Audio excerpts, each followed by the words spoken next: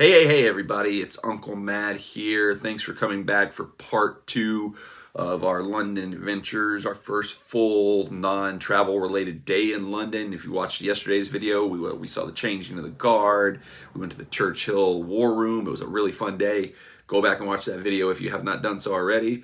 But without further ado, let's jump right into it. Here we go. Part 2, our night in London.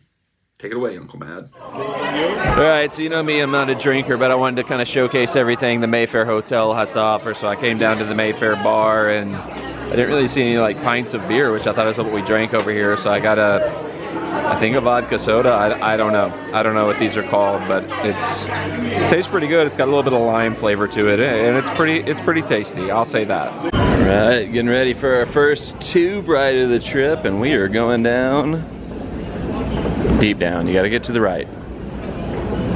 Let the fast people go. Don't fall, you'll knock me all the way down. We're going down. All the way down. We tried to make the system out.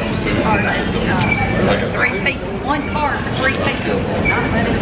Can't cheat the system. Don't try to cheat the Oyster card system. Gotta find the gap. Don't fall in the hole. You don't want to fall in the hole. Find the gap. National Rail Services. Mind the gaps between the train and the platform. Find the gap. I like looking back on the train and seeing how much movement there is in the train as we go through the tunnels. That's crazy. That's wild.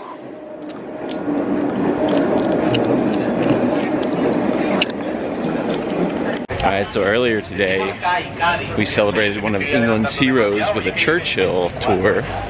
So what better way to end the night than with one of their villains? A Jack the Ripper tour in the rain. Pretty decent nighttime look at that. I think this is the Tower of London. I don't want to screw that up, but I'll probably screw up a million things on this trip, but I'm almost positive this is the Tower of London. I think we're gonna try to check that out tomorrow, but a nice little view over here as we wait for our Jack the Ripper tour to start just outside the Underground.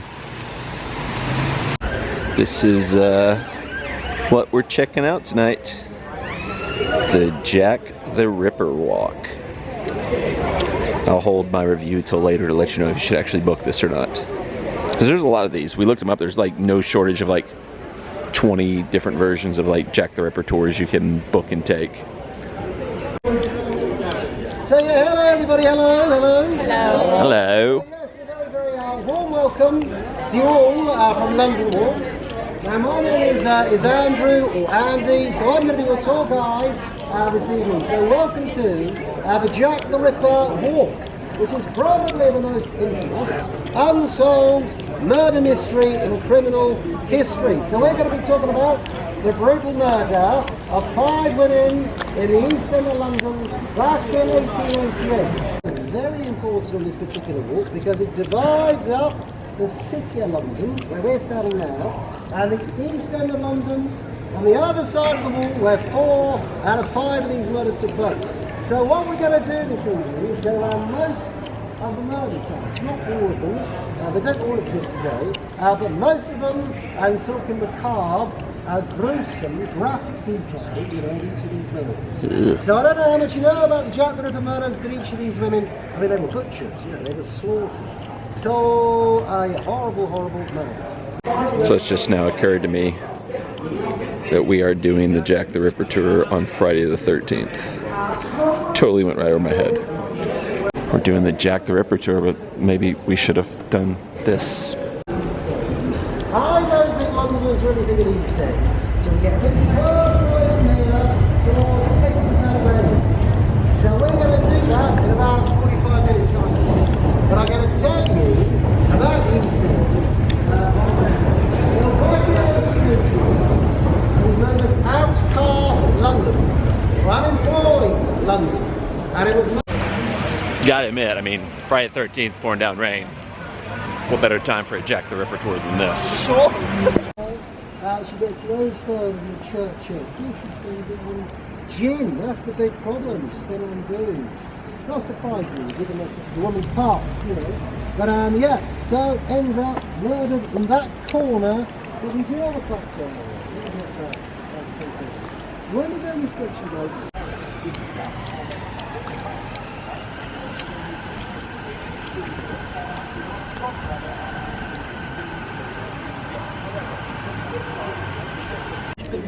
these chicken and chips. Just there is a kind of stairwell there going up to the Jewish tenements above. Now that's the exact spot where this road is closed. Now it's discovered, remember, by the known quality police. What alerted them to the rag on the floor? Who knows? You're not there in this full of things, stuck in rags all over the place. This could be one of the biggest red herrings in criminal history. I found my dream restaurant. I need to find a way to get this moved to Nashville. This is gonna sound like a dumb American, but this little alleyway reminds me like of Ted Lasso a little bit. Although the real Ted Lasso alley is somewhere in London, maybe we should seek that out. Like this, there's a maze of alleyways. Now, the name, Jack the Ripper. The police are receiving, apparently, hundreds of letters every week from people claiming to be this murderer.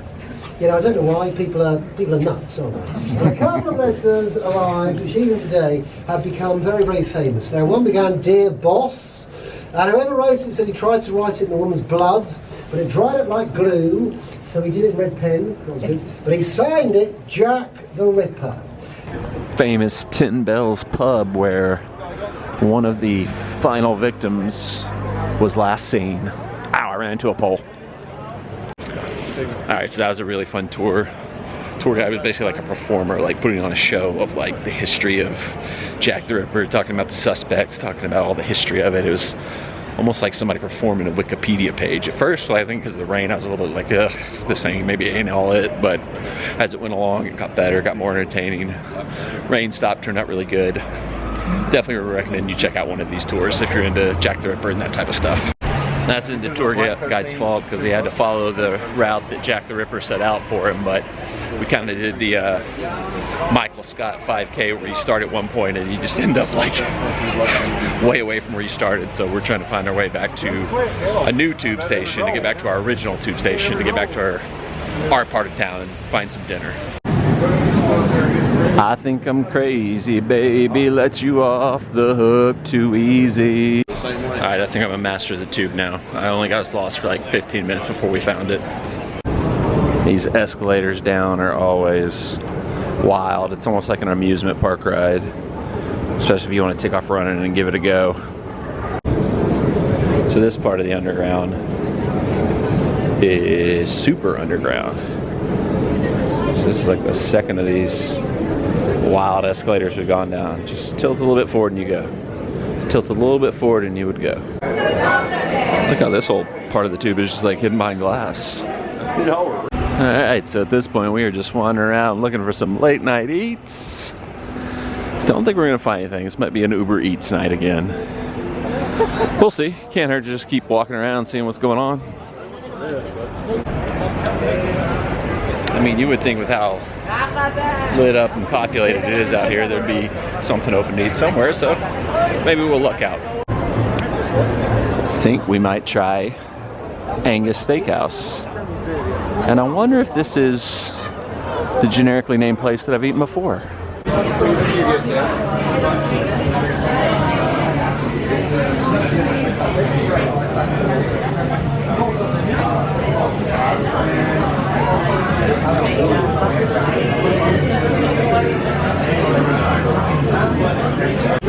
Nothing like fish and chips at an Angus Steakhouse.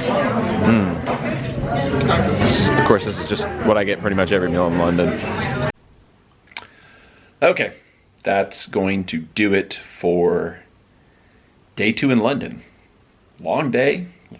Like I said, I feel like I've gotten pretty well adjusted to time change. It is actually like just a little bit before midnight here now, so not unreasonable time to go to bed compared to when I normally go to bed back home. So gonna get up in the morning, got a full day tomorrow. I believe we're going to the Tower of London tomorrow, maybe obviously a few other things. I don't know what else we'll have scheduled, but tomorrow's basically our last like full free day in London, because the following day, Sunday, is going to be like basically the Titans game the entire day, because we leave the hotel at like 10 o'clock in the morning to go to like the pregame party that's at a local pub near the stadium.